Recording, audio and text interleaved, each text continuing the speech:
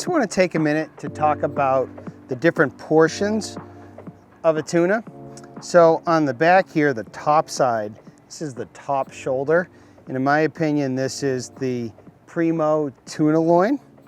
And then you have the bottom loin, which is this portion back here. And to say that this is the primo one, I don't want to disparage the bottom side. It's almost as good, but this is just a firmer, tighter, darker meat. And then you have the belly here. I believe in sushi terms, it's called the chuchoro.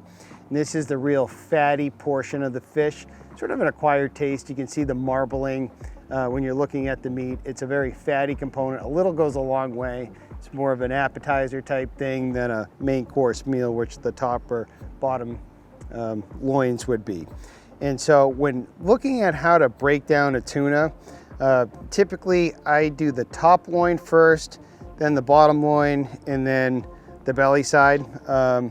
Depending on how it goes, I might change the order of operations. At the end of the day, you're trying to get the meat off the tuna, so whatever is most ergonomic for you is obviously the best way, but this is just here how I do it. Now keep in mind, I'm not a professional fishmonger, but how I clean a tuna works for me, and I've been doing it this way for a number of years. So I like to have a couple of knives handy with me when I'm cleaning a tuna. I like a shorter, stiffer blade. This is the Hogy 6-inch fillet knife, and I'll do a lot of my pilot cuts with the shorter blade, the stiffer blade, because I'll have more control with it than I do with the longer blade. And then I'll either use the 8 or the 9-inch blade, which when it's super sharp, like these come out of the package or they're easily resharpened, the fewer slices you make coming down on the rib cage, either on the top line or the bottom line, the fewer cutting motions you make, big longer presses, the more presentable your fillets will be. And so let's get started on this guy. I'm gonna do my pilot cuts, top loin, bottom loin, and belly.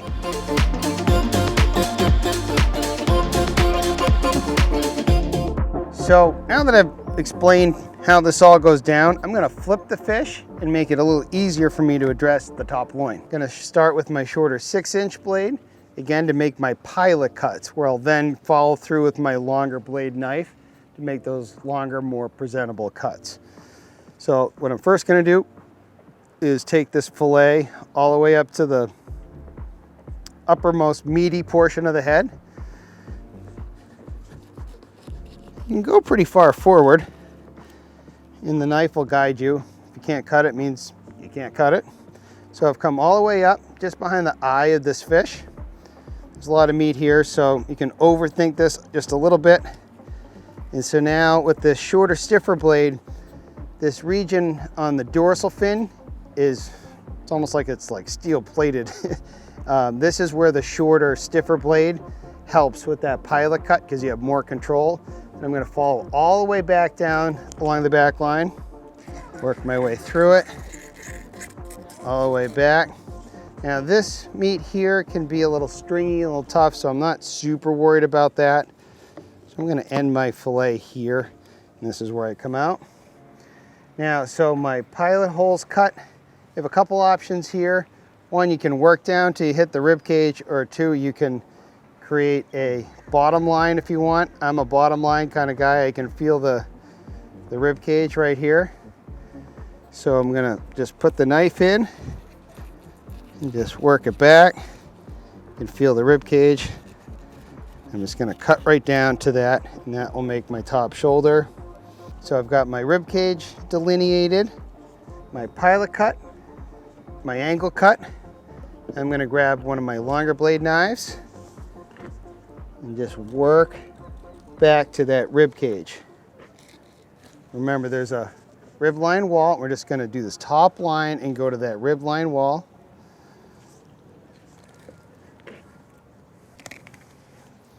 And if you do it right, this top loin will just fall right off when you're ready. Make sure I get all my rib separated. So you can see the top loin comes right off the fish.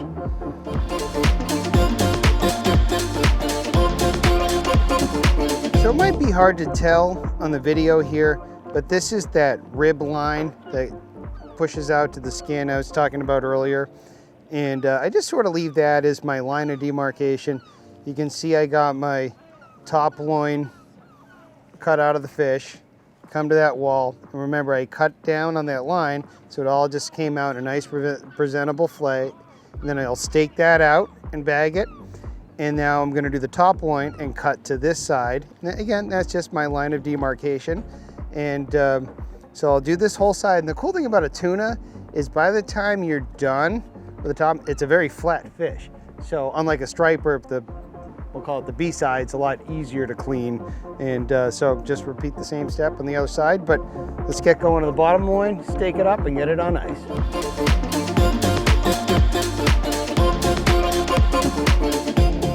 So now we're going to do the bottom loin, again using the short knife to create my pilot cut. Going along the bottom of the fish, angle it forward for the belly, the Toro part. And so I got my incisions made, done with my short knife. Take out my long knife, I'm going to work it right to that rib line. I'm going to stake this bottom part out first, cut out the Toro, and the last of the bottom loin, and there we are.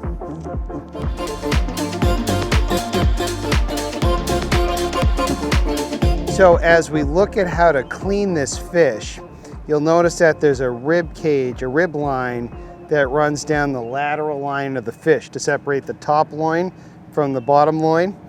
And so when I work on the fish, I'll cut down the top and work toward this rib cage. I'll separate the top and the bottom loin with this rib cage.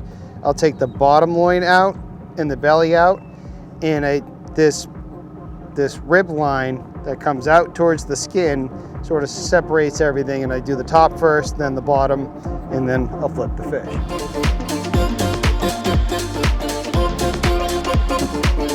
So back to my long knife, I'm gonna clean up this fillet a little bit. You'll see there's some dark meat on it towards the rib cage. I'm gonna clean up the rib meat, then I'm gonna partition the steaks and then take the skin off.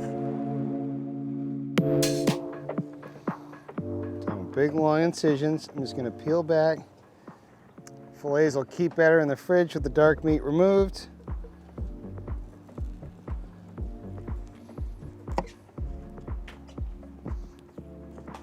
Now what I do is I cut this into portion-sized pieces. Now when I say portion, this is just for storage size units. Definitely more than one portion of tuna. And this back fillet, I just go this way with the sharp knife. And that's a perfectly skinned piece. You can see it's sort of tough on the back, so sometimes I cut that out. Back end of these can get really chewy and tendony. I save that for the crabs. So this is ready for a bag. Then I work my way up the fillet. Piece number 2.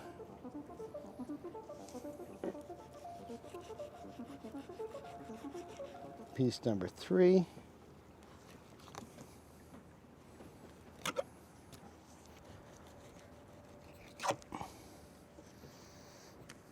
So we have nice, clean, storable, large tuna steaks ready to get reportioned at dinner time. But these will keep nice and freshly in the fridge. And you'll see how well the fish was bled. There's not a whole lot of blood here. And these will just be awesome, awesome tuna steaks, whether they're going for the sushi, for the grill, or however you like to cook them.